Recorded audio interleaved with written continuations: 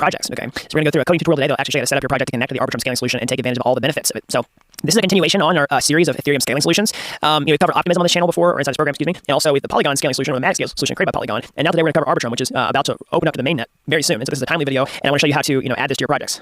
All right, so what is Arbitrum? Well, it is a layer 2 scaling solution for Ethereum. All right, so what does that mean? So what is a scaling solution? So basically, one of the biggest complaints about Ethereum is that it's too slow and it's too expensive for most people to use, okay? Ethereum has a bottleneck. It can only process so many transactions per second on Ethereum 1.0 as it is today, and this problem will get better whenever we move to Ethereum 2.0. But we don't exactly know the final release date for that and when it's going to happen, that particular benefit of Ethereum 2.0. And in the meantime, we can get a huge performance benefit and make Ethereum faster and cheaper to use with layer 2 scaling solutions, okay? So this is where you build a second layer on top of Ethereum, all right? And there's different ways to do this. Basically, whenever you build a second layer, it takes a lot of the computational overhead and puts it on this second layer and then settles the final result back onto Ethereum. So in this case, Arbitrum is what's called an optimistic rollup technology. So basically, it batches up big chunks of transactions and then settles them back onto the main Ethereum chain. So it's like layer 2. It's a second layer built on top of layer 1 Ethereum here, where you can do a lot of transactions and then the final result gets rolled up and put back on chain. So there are lots of different optimistic rollup scaling solutions out there. The two notable solutions are Optimism and Arbitrum. So we did a video on Optimism previously inside the program, so you can check that out if you want to see how to use Optimism.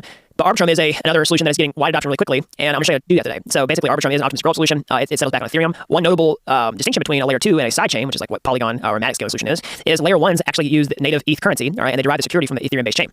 So whenever you're paying gas fees to do transactions on layer 2, you're still using Ether, all right? So that's different from a sidechain scaling solution like Polygon Matic, where you actually have to move your funds over to a new blockchain. And whenever you do that, you're essentially paying gas fees and Matic's own native cryptocurrency, and you're completely reliant on the security model from the Matic ecosystem. And you've essentially left Ethereum at this point, even though it's an EVM-compatible chain and Ethereum apps exist in both environments. It doesn't have the same security as Ethereum does, and you use a different cryptocurrency to pay the gas fees. But with layer 2s, you keep the security of Ethereum, and you also pay all the gas fees in Ether itself, right? So let's look at some differences between Optimism and Arbitrum, okay, before I get to the coding here. So there's a pretty good tweet thread here that I'll pull up, and I'll link to this actually in the resources. This will show you kind of some key differences between Optimism and Arbitrum. So they're both optimistic rollups, and they're both L2s. All right, we'll talk about that first. And then basically the fact that it's optimistic means that they use fraud proofs.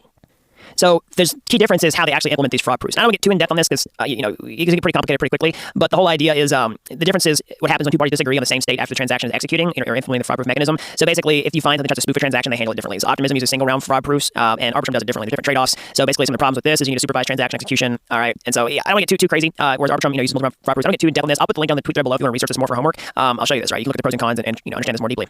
And if you want to watch more bonus content on this, definitely check out this panel discussion from ETH Global with Carl Florsch and a couple others talking about optimistic rollups. And it's kind of more nitty gritty if you want some extended, theoretical explanation of these types of things. But the biggest benefit I want to show you today is how to plug it into your projects. Okay, how to get these benefits of creating applications that are faster and cheaper to use. Because probably the biggest benefit of optimistic rollup scaling technology that I don't think I mentioned yet is that you can basically take your applications that work on Ethereum and put them on Optimism or Arbitrum with minimal changes, okay? Because they both support the Solidity programming language. Essentially, Solidity will compile down for the EVM, all right, which is the Ethereum virtual machine, and it'll compile down for the OVM, which is the optimistic virtual machine, and similar for Arbitrum's scaling solution. So they support Solidity out of the box with minimal code changes. All you have to do is adapt your project to actually point to the Arbitrum scaling solution. So the good news is, we use Truffle quite a bit in this program, which is the smart contract development framework that I like and have used the most. And Truffle actually has a plugin, essentially a Truffle box that lets you hook into Arbitrum, so you can just adapt your existing projects, point them to the Arbitrum environment, and just get it going pretty fast, okay?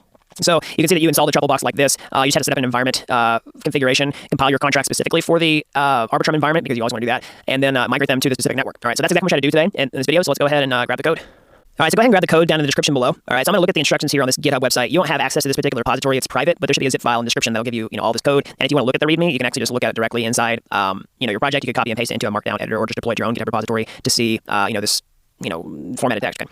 So basically, go ahead and download the project, open it in your text editor here. You need the basic dependencies installed on your computer. With the machine set up here, basically, you can see you need to have Python installed, you need to have Node-UIP installed, Node version manager, Truffle version, all that type of stuff. So I'm not going to go through all the dependencies set up. We've done this several times inside this program. If you need help with that particular topic, then you check out some of those previous videos. Okay, but basically, what we're going to do is go ahead and open the project here. Well, actually, the first thing that you want to do is make sure you have the development dependencies installed with Node Package Manager or Yarn. Okay, so we're going to go ahead and install dependencies like this. All right, we're going to do yarn install. Okay. All right, whenever that's finished, make sure your dependencies have installed. I'm going to go ahead and open up the project in our text editor here. Okay. And so what we're going to do is actually take an ERC20 token and we're going to deploy it to the Arbitrum test network. All right. So you can see this Rinkeby Explorer.arbitrum.io. So you can look at transactions on the Arbitrum network a lot like you can the Ethereum network with the Block Explorer. So there's a special one for Arbitrum. You can just look at Explorer.arbitrum.io. These are all the mainnet transactions for Arbitrum. Okay. Or you can just do Rinkeby-Explorer.arbitrum.io for a test network. And that's exactly what we're going to use in this video. Is I'm going to show you how to take your smart contracts and put them on the Arbitrum Explorer for Rinkeby. All right. So you don't have to risk any real money. You can just request some cryptocurrency for free, all right, in order to do this, and then test this out without spending any real funds. So that's what we're going to use, the Rinkeby Arbitrum environment, because don't forget, like MetaMask and Ethereum support multiple environments, okay? So you can change this to a mainnet, Robson test network, all this stuff, Polygon, Optimism, Arbitrum, Binance Smart Chain, and what we're going to do is add Arbitrum here in a minute. So what we're going to do is actually put an ERC20 token on the Arbitrum test network. So this is going to be a cryptocurrency powered by smart contracts. It's an ERC20 token, the ERC20 standard for Ethereum. It's the most popular standard for creating Ethereum-based tokens or Ethereum-based cryptocurrencies. And so we're going to create our own, and you can see that here at the project. If you go to contracts and then go to Arbitrum and look at token.sol, this is just a basic ERC20 token with all the required functions to meet the ERC20 standard and the required interface. Okay. You can change this token to do whatever you want to. You can add your name, symbol, decimals, and total supply. Okay. And what we're gonna do is put this on Arbitrum. So in this video, I'm gonna do today is show you how to put it on Arbitrum. But ideally, what you want to do is put it on both Arbitrum and Ethereum, and then bridge the tokens back and forth between the two. But today, we're just gonna focus on how to get started up quickly on Arbitrum itself. All right. So one thing that's important to understand is whenever you're deploying your contracts to Ethereum versus Arbitrum, you always want to have two copies, okay? You want to basically have one that's ready for Ethereum and one that's ready for Arbitrum, and then test them out in each environment. And in many cases, it can be the exact same code, okay? But for here, for this particular example purpose, we're just going to maintain two different copies, okay? Because whenever we deploy the token, we have special migrations for deploying the contracts to Arbitrum like this, okay? So what this does is this is a file that configures settings for the token, and it actually puts it on the network. So you can see, like, it imports the token here. We configure the token name, the symbol, the decimals, and the total supply, and then we deploy to the network like this. All right. And then for Ethereum, we basically do the same thing, but we might have some, slightly changing settings or something like that. All right. So for example, with, Arbitrum, we specify gas price to work around some of the Web3 oddities. So it's good to have two different paths in case you have to change some settings. And you always want to make sure that your contracts deploy properly for each one. So what's the compilation step first? Okay. Anyway, we're going to use this truffle box here. This is the truffle box that lets us plug into Arbitrum, directly. You can just do truffle unbox Arbitrum. We've already done this. You can set up your environment variable file, which we'll do here in a second. But let's go ahead and run the compilation step. You can just do npm run compile Arbitrum to make sure they compile for the Arbitrum network. Yep, there we go. Awesome. We can also do truffle compile to make sure our contracts compile specifically for the Ethereum environment as well. Okay, so both contracts are compiling correctly. So a quick refresher if you're brand new, like what is compilation? So basically, compilation takes your human readable code, which you write in Solidity, right, and converts it to machine readable code and converts it into bytecode. So this is code that humans can understand, right? We change this type of code because it's in a format that makes sense to us, but that's not efficient to run code this way on an Ethereum node. So we compile this code down to something that computers can understand, and you can see that, basically inside of the, inside the files over here, you can see the compiled code. So let's go to build. And you can see it here. You can see the Arbitrum bytecode. So let's see here. Let's go next. Yeah, here's the bytecode. So this is a machine readable code that gets run on Arbitrum's actual nodes. Okay. Same thing for Ethereum. So basically, you want to make sure that step passes because they compile slightly differently for Ethereum versus Arbitrum. All right, you want to make sure it works on both environments. So now let's actually take let's point our project to the Arbitrum network and actually get the contracts there. Okay, so now let's set the project up to point to Arbitrum. So we need to do a couple things here. The first is going to be basically setting up this environment variable file. Okay, so this .env example here. We can just copy this. See here. So we're going to do is create a new file here called .env. We're going to take everything out of our .env.example file here, and we're going to clear out all this stuff. Okay, we're going to take this out, and we're going to take out this. All right, and take out this, and then take out this, and we're going to fill them in. So let's start with the Infura API key. So what is that? Well, basically, if we're going to connect our project to a blockchain, we have to have access to a blockchain node. So if we're going to deploy to Ethereum, we have to have access to an Ethereum node. If we're going to deploy to Arbitrum, we have to have access to an Arbitrum node. So we're going to use Infura for this. So Infura is a blockchain node as a service. We can just sign up and get access for free. So go ahead and sign up for an Infura account if you haven't already. And then when you get inside there, you actually have to have you need to turn on Arbitrum for your account. Okay, so basically go to your settings here, all right, and then click on once you're in the settings tab, click on billing, all right, and then you'll see the add-ons here. Click manage add-ons. All right, so leave it off screen in case it reveals any personal information. Let's see here. Let me see if I can just get this card off screen. So if you see it, you'll see network add-on. You can click at Arbitrum rollup. It is free. It's in beta. All right. So just click on that and then click save. If you watch this video much later, it might already be in your account. But if you want to just click on update subscription, I'm doing off screen because it shows my credit card number there at the bottom. But once that's successful, you can go back into your account and you can see, that you have Arbitrum added on. You can also click Optimistic, Ethereum, and also Polygon if you want to. But yeah, now you'll have that installed. So next, what you want to do is go to Ethereum and then create a new app. Okay, so click on project, create new project. I'm just gonna use this one. You want to click on settings to reveal your project ID. It's not really good for me to show you these API keys on screen. Just don't use these. I only use these for test projects anyway. So if somebody just starts spamming this project, I'll just delete it. But you definitely keep this information secret, especially if you have a paid account. So you can just click on any of these, right? You can click on Arbitrum Rinkeby, and you can just copy this. All right, so I'm gonna go inside of here, and then from your API key right into the whole URL, we're just gonna copy the project key.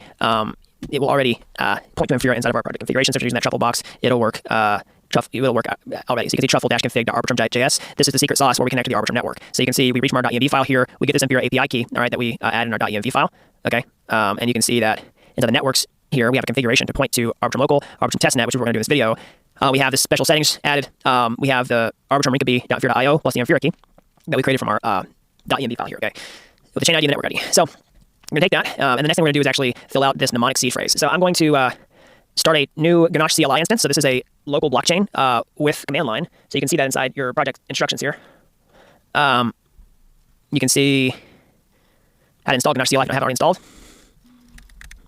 Okay, Ganache CLI. Basically, it's going to give you a blockchain locally to run. And the main reason I'm doing this is to actually generate a new mnemonic seed phrase for development. So you can do Ganache CLI, and it'll start. And you can see that it's going to give you generate 10 accounts for you with 100 Ether in them. It's fake, it's not worth anything. But you can also see it creates this mnemonic seed phrase for your development purposes. Okay, so you can just copy this mnemonic seed phrase and then paste it into your project. You can do it into every single environment variable here. Okay, so don't use this in production because anybody who's watched this video will steal this, could potentially steal your money here. So don't put any real cryptocurrency inside here. So the whole reason we have to do that is because our project has to sign transactions to put smart contracts on the network, right? He has to pay gas fees, and we have to act like a specific user in order to do that. And that's exactly what we did here. We use this mnemonic seed phrase so that our project knows how to access our wallet. Okay, it can now access all these 10 accounts, but by default, it's going to act as this first one right here to sign the transactions whenever we put contracts on the network. So what we need to do is actually view this account in our MetaMask wallet, okay, and connect to the Arbitrum network. So we're going to act as this account. We're going to copy the private key. We're going to go to our MetaMask here. We're going to import our account. All right, you're going to paste in your private key. Click import. I'm going to rename this one to account details. Call Arbitrum demo. Okay, you can call it whatever you want to. You don't even have to rename it. But now what I want to do is actually connect to the Arbitrum test network. So you can see the settings here. All right, and you can add a connection here because we want to have it supported out of the box with MetaMask. You can click custom RPC. Call Arbitrum.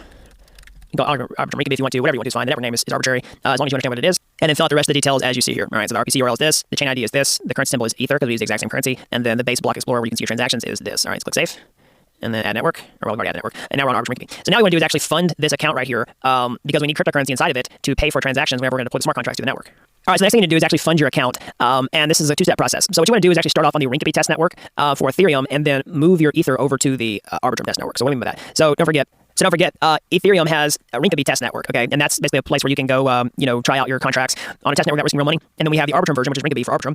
So what we're going to do is use a faucet to request funds on the Rinkeby test network and then bridge them over to the Arbitrum testnet environment because that's exactly what Arbitrum advises us to do here. And their off-chain labs developer documentation, they say basically bridge your ETH over to the Rinkeby test network. So you can see the resource here, faucet.rinkeby.io. All right, basically what you want to do is create a social media post, like a tweet here. And just say requesting faucet funds into this address. Just copy and paste your MetaMask address in here. Literally just copy it, put it in here. All right, and then go to, let's see here, paste it in here to give me Ether. You can do any of these amounts. The more you choose, the longer you'll have to wait. And then click, give me Ether, it'll pop up, and then momentarily you'll have Ether in your account. So I've already done this. So you want to change networks to the Rinkeby test network first, and make sure you have Ether in your wallet here. All right, and the next thing we want to do is go to the Arbitrum documentation. We're going to bridge to Arbitrum IO. All right, and we'll want to let this load, and we want to say ETH. So deposit L1. So we just say we want to deposit. Make sure our account's connected here. Click connect. All right, so we're on Rinkeby. All right. All right, so ETH on L1, it recognizes our balance. It realizes we're on the Rinkeby test network. So what we want to do is deposit. Let's just do 0.5 ETH for now. Click deposit. You'll sign the transaction with MetaMask. Click confirm. And then whenever it's finished, you should see the confirmation. All right, whenever that's finished, you should see, your two successful transactions, the L1 deposit and L2 deposit. And then you go to your MetaMask wallet here, change over to Arbitrum Rinkeby, and you'll see your balance in your account here. All right, so this is your developer account that we're going to use to sign transactions to actually deploy the project. So now we're going to deploy the project to the Arbitrum test network. All right, so you can see the commands here for the truffle box. Basically, we just do npm run migrate Arbitrum and the network Arbitrum testnet, which is the configuration that we've set up here. All right, so we're going to do copy this. All right, and then we're going to do npm run migrate Arbitrum dash Arbitrum testnet, and I'll just show you this is the same name that's in your file here. So if you go to truffle dash config Arbitrum, this is the network name. So Arbitrum testnet. You can literally just copy this if you wanted to, just to make sure that there's no translation error. Okay, and then you'll see it migrate to the network. All right. Oh, and actually, I had just a little error there, but I fixed it. I had a copy error in my env file. But yeah, so we ran that, deployed the migrations, just like we did a second ago. Basically, just truffle or npm run migrate Arbitrum, the network Arbitrum testnet, and it worked. Okay. So now we can see, let's see here, truffle networks, see transaction hash. Copy this. Go to the Arbitrum test network. So Rinkeby Arbitrum. Look at the transaction. Actually, let's copy the contract address, all right, and then put it back here in there and click search, and boom, there we go. We can see the deployment here. Okay, so now let's finally show you how to point your project to Arbitrum if you're using a front-end website. Okay, so we just do yarn start. Okay, this will actually start our front-end application. That's contained inside of here. We have a JavaScript app inside this, so you can go to source components. All right, you can see the code for the JavaScript app here. All right, so I'll go through all this, but we'll just wait for this to load here, and then boom, there you go. You can see all the details for your contract actually on the Arbitrum test network. Okay, so let's click on Arbitrum demo. Make sure you're connected to Arbitrum Rinkeby. All right, so don't do Rinkeby, don't do mainnet, do Arbitrum Rinkeby, and this will show you all the details for your token actually on the network. Okay, so that's the beauty of Arbitrum. Like I said, you have minimal changes to your app. You just point it to the network. You just add a new network inside MetaMask, swap networks, and you can get started really fast and start taking advantage of these fast, cheap transactions with layer 2 scaling solutions. So that's all I got for today. As always, if you got any questions, feel free to reach out in the chat. And until next time, thanks for watching Blockchain Mastery University.